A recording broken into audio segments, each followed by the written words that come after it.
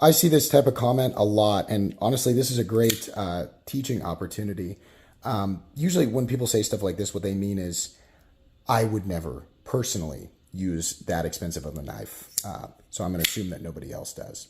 So that's incorrect. And also, just because a knife isn't dirty doesn't mean that it's not used. That's ridiculous.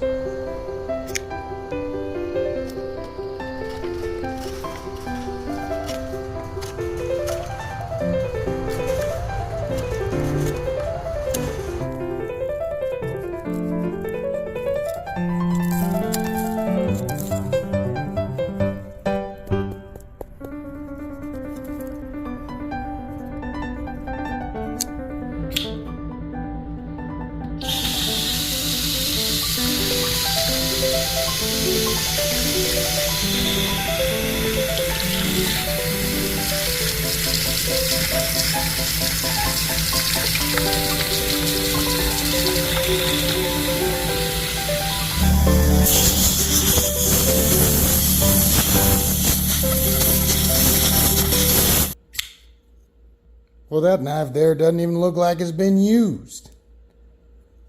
Yeah, it's because it's been cleaned. It's because I cleaned it. So anytime anybody makes a video like this, people always say, oh, don't feed the trolls, don't feed the trolls. This is a very real and very common perspective. So I'm not so much concerned about that guy as I am proving, a couple of points to the thousands and thousands of people who assume the exact same thing.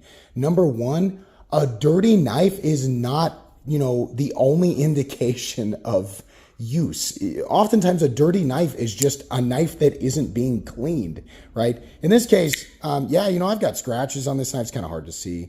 But it really can very easily be cleaned back up, right?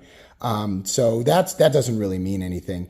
And also, even though, I'm a content creator, I've got a ton of knives. I've got knives I collect and don't use. I've got other knives that I, paid a bunch of money for, like this Rocksteady Hego 2 that I do use and I don't mind using. Obviously, don't abuse your knives. You don't need to be digging holes with them or anything like that.